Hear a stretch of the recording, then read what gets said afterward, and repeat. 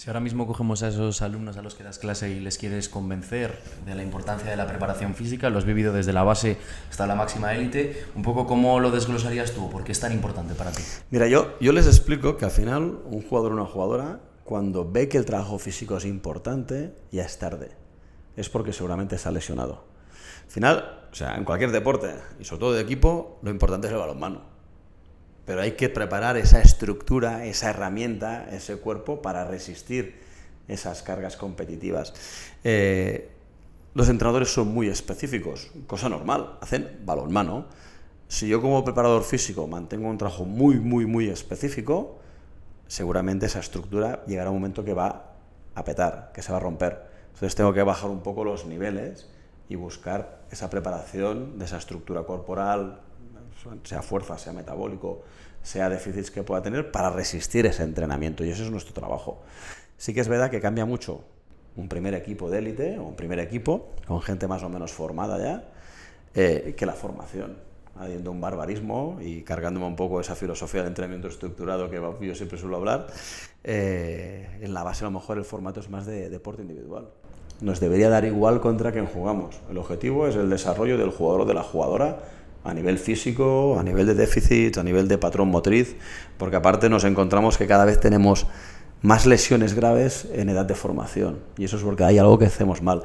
No la preparación física, pero sí que hay esa especialización temprana de los deportes, porque si yo no cojo el niño de 3 años o 4, se va a ir al básquet, se va a ir al fútbol, hay menos horas de educación física, hay más sedentarismo a nivel de práctica deportiva, patrones motrices absolutamente alterados, y eso conlleva un riesgo a nivel de lesiones. Vamos mezclando bastantes temas, pero bueno, yo creo que va un poco por ahí la idea. Yendo a la base de la pirámide, si nosotros estamos en un club de cero y queremos implantar la preparación física, ¿en qué edad empezamos a implantarla? O sea, ¿cuál sería la edad más temprana y qué haríamos? Mira, yo donde estoy a día de hoy, desde infantil ya trabajo a nivel físico. Alevín, al final, ¿qué son los juegos? Juegos de desarrollo motriz, patrón motriz, desplazamientos. Nos encontramos con niñas y niñas que no saben hacer una voltereta.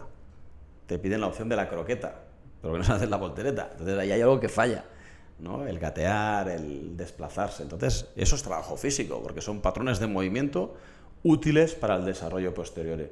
Pero si somos puristas y buscamos esa programación o estructuración del entrenamiento, yo desde infantil ya trabajo. Decimos, no, que trabajan con el propio cuerpo. ¿Qué puede pesar un niño? 30 kilos. Vale, ahora la broma. ¿Cuánto pesa una barra de 10?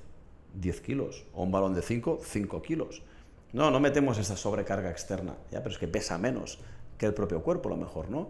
Entonces, es enseñar ese patrón correcto de movimiento, es saber dónde queremos llegar, qué movimientos nos vamos a encontrar en el deporte que sea, en este caso balonmano, y cómo vamos a ir estructurando esos ejercicios. Y cada categoría tiene que ir incrementando tanto la carga como la complejidad de estos ejercicios. Sí que es verdad que a medida que avanza la categoría o las edades, vamos a ir a una individualización del trabajo por posiciones, por lesiones, por gusto, porque este tipo de trabajo este niño en cuestión no lo asimila y hay que buscar otra cosa. Eso hay que hacerlo. Pero en formación, bueno, un poco ese crecimiento personal, ¿no? Y te lanzo otra pregunta un poco al hilo.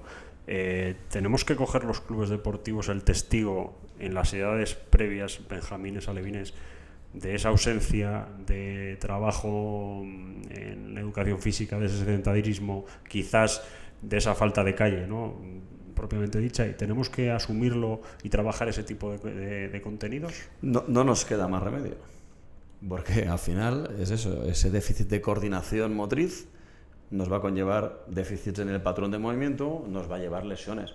Entonces, bueno, yo recuerdo, o sea, época Barça, el infantil, había un gran volumen de trabajo coordinativo general, un paso de vallas. ¿Por qué? Para disociar lo que es el tronco superior del tronco inferior. Y en balonmano, ¿qué tiene que ver? Un contraataque cuando yo me giro para coger la bola, por ejemplo. ¿Sí? Son incapaces de hacer esta rotación, ¿no? Pues hay que invertir en ese trabajo coordinativo. No es perder el tiempo, es seguir construyendo estos déficits que nos encontramos. Y cada vez nos encontramos más problemas en este tipo. ¿Cuántas lesiones hay cruzado en chicas de formación? Hay muchísimas. Y hay algo que nos falla. ¿Sí? A lo mejor no hay una buena activación de glúteo, no hay esa base de trabajo. Todo lo que no hagamos antes de ese pico de crecimiento biológico a nivel coordinativo, eso es un desastre. Hay una teoría que dice que antes de los 10 años tenemos que haber hecho 10.000 horas de trabajo físico de calidad. Físico se refiere a jugar, a entrenar, natación. Yo tengo 2 hijas pequeñas, ya te digo yo que no llegan, y en casa somos unos tarados del trabajo físico. O sea, ellas mismas me lo piden por ver en casa. Tenemos un pequeño gimnasio, papá, vamos a hacer cosas. Bueno, pues lo hacemos, ¿vale? Pero no llegamos. Entonces hay un déficit a nivel de sociedad en este sentido, ¿no? Seguimos repasando las bases, después iremos profundizando un poquito más en ese pico de la pirámide. Vamos a hablar en cuanto a la preparación física, cuáles son para ti los pilares básicos, es decir, para que la gente pueda entender cómo trabaja Roger Font esa preparación física. Cuéntanos un poquito, ¿cómo sería ese desglose? Mira, yo me baso en el paradigma del movimiento. Últimamente había un paradigma que era el músculo, ¿no? Más estético. Yo necesito saber qué le voy a pedir al jugador, qué se va a encontrar en el balonmano, qué se va a encontrar en el partido, que es lo más específico que tenemos. A partir de ahí, con diferentes niveles de aproximación, construyo los ejercicios. Hay gente que va del nivel más alto, que es el juego real, y hace una regresión.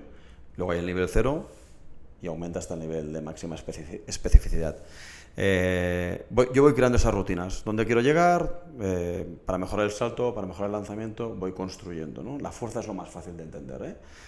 Voy buscando esto. Pero esto es vivo, es un ser vivo. O sea, cada X tiempo veo un ejercicio nuevo, necesito un ejercicio nuevo, veo que hay un déficit de movimiento en algún patrón y creo una estructura nueva de trabajo. Sí, un poco vamos con esa idea. ¿Dónde queremos llegar? ¿Qué nos pide? A nivel metabólico, yo llevo muchos años trabajando con los mal llamados GPS, ¿no? No son GPS, pero bueno, para que lo entienda todo el mundo, los GPS. Esto me ha dado las necesidades que tiene que soportar el jugador en competición, en un modelo de juego muy marcado. Cada modelo de juego es absolutamente diferente a lo que se exige. Entonces ahí preparaba a los jugadores para soportar esos escenarios de máxima exigencia. Un poco con la idea a nivel de burrada, yo tengo que correr una maratón al ritmo de Usain Bolt. Es imposible a nivel fisiológico y biomecánico, pero esa es la idea, ¿no? Yo tengo que pagar al jugador que pueda resistir los 60 minutos sin cambios. ¿Sí? Va a haber cambios porque quiero mantener la intensidad, pero mi idea de trabajo es esa. Sí, trabajar por encima. Y en los deportes indoor es muy fácil trabajar por encima de las necesidades competitivas. Muy fácil. Podemos hacer un partido simulado cada día y rendir el fin de semana, cosa que en fútbol y en rugby es imposible por el desgaste que hay a nivel metabólico o la sobrecarga que hay a nivel de cadena posterior, a nivel muscular.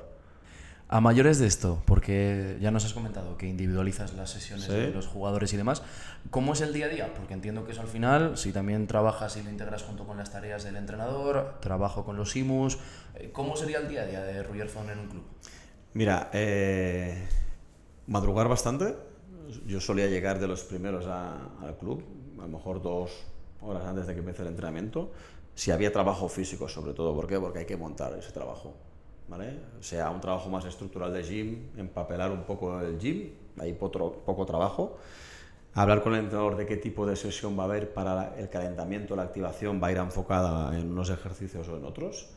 Y si es un trabajo más aplicado a pista, más dirigido, optimizador, el gran trabajo muchas veces no es el diseñar la tarea, sino es mover todo el material, ¿vale? Y sacarlo y pensar la logística de los jugadores.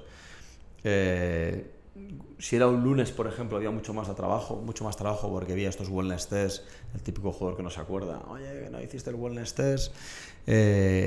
Los últimos años poníamos termografía también, y ¿quién lo hacía? Pues el preparador físico.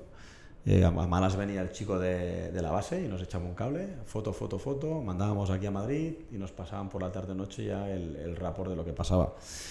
Si había algún test de valoración y luego trabajo de fisio, activaciones, tal, y a partir de ahí viene el trabajo condicional. Poner los GPS, los IMUs, si era gym si era un trabajo optimizador o dirigido en pista, evidentemente también lo teníamos controlado. Entrenamiento, y cuando se acaba el entrenamiento, analizar todos estos datos que teníamos de carga de entrenamiento, pasar el RPE y empezar a hacer el informe, ¿no? Al final, el tiempo menor de trabajo era el entrenamiento en sí, las 2-3 horas que dura el entrenamiento. El curro es por delante y por detrás, y a partir de ahí los límites te los pones tú.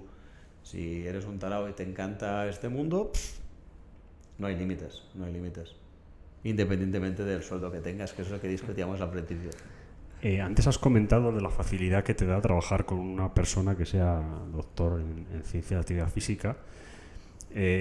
Primero, cuando has tenido que trabajar con gente que no habla el mismo idioma que tú, si te ha tocado, ¿cómo has logrado intervenir sobre esas sesiones? Y luego, hilando con lo que has comentado antes de que tú puedas alterar ciertos ejercicios que utilice en este caso Pasqui, ¿cómo es esa rutina de trabajo con él? O sea, él a ti te manda la sesión previamente, tú le das feedback de que necesita este puesto, o lo haces tú previamente y luego lo monta, como... Mira, yo llevo muchos años trabajando con él, por suerte o por desgracia, no sé qué, no, por suerte, ¿no? Pero somos muy buenos amigos. Sí que a lo mejor he trabajado como asesor en otros clubes, en otros países, y es más complicado, pero bueno, una vez te dicen, bueno, ¿tú quieres que yo te ayudo, pero me tienes que hacer caso. Sí, no tengo una varita mágica, pero sí que te puedo decir que invierte en este material, compra esto y la rutina de trabajo son estas. ¿Sí? Al final, la clave es el jugador. Yo no tengo ningún jugador que hayamos planteado un trabajo optimizador o dirigido a pista y haya dicho, ¡guau! Mierda, no me gusta. No. ¿Por qué? Uno, porque hay lanzamiento. Dos, porque hay 1 contra 1, hay contacto defensivo. Con lo que le ven mucha relación con lo que van a hacer luego ellos, que es el balonmano. Entonces se ven fuertes, se ven potentes, entonces ellos te lo compran. ¿Sí? Entonces al final esa es la mejor forma de vender, ¿no? No el entrenador en sí, sino el equipo, ¿no? Luego la segunda pregunta que haces, al final cuando creamos el mesociclo, normalmente lo hacemos él y yo. O él me lo pasa si yo no estoy en el país en cuestión, o si estamos juntos pues lo vemos. Y diseñamos qué vamos a hacer a nivel de, mira, aquí voy a hacer... fuerza, aquí la vamos a hacer más dirigida, más optimización, aquí nos hace falta carga, aquí vamos a hacer un trabajo más metabólico, y luego él genera los contenidos tácticos que necesita el equipo. A partir de ahí yo veo lo que hay, es defensa, es ataque, y adapto un poco lo que toca. Yo no lleno de rapos y de información absurda, no justifico mi trabajo con papeles, como pasa muchas veces, sino hay confianza absoluta. ¿Vale? Él no se mete a día de hoy en nada. Oye, ¿qué tal? ¿Tú qué crees? ¿Esto? Tira, confío en tu trabajo. Yo solo le digo si veo algo. Sí que a lo mejor estamos en pista entrenando con un trabajo metabólico de resistencia y viene y digo, hostia, ¿cómo los ves? Una serie más, una serie menos, amplío o no amplío, y digo, hostia, déjalo así, digo, o van bien, mete otra, no hay ningún problema. Sí, un poco con esa, y sí es eso. Yo luego cuando me quedo analizando datos, es cuando le digo, hostia, tal jugador mete un RP de 9, de 10, y lleva varios días así, vamos a ver qué pasa, vamos con los fisios, si han detectado algo con el jugador. Yo suelo tener bastante buena relación con los jugadores, si Pasqui sabe algo, un poco con esa idea, ¿no? Y los ejercicios yo los analizo, a lo mejor él no lo sabe y yo estoy viendo su microciclo, o lo estoy analizando con carga externa. Y digo, hostia, ¿qué crees? ¿Que corres más el día de antes de Champions o el día antes de Asobal? A lo mejor no es consciente, ¿no? Entonces, hostia, quiero esto, pues estamos haciendo lo contrario, vamos a ajustar un poco la carga de trabajo, ¿vale? Un poco, pero con un tema de ya no, luego le enseño las gráficas y los papeles, o le mando un pantallazo al ordenador, pero más con diálogo que no con, toma, aquí lo tienes. Y tengo la suerte que habla el mismo idioma, Por muchos entrenadores le mandas y dices, vale, ¿y aquí qué veo? Aquí qué pone, ¿no? Hay que explicar las cosas, ¿no? Un mínimo para que lo entiendan.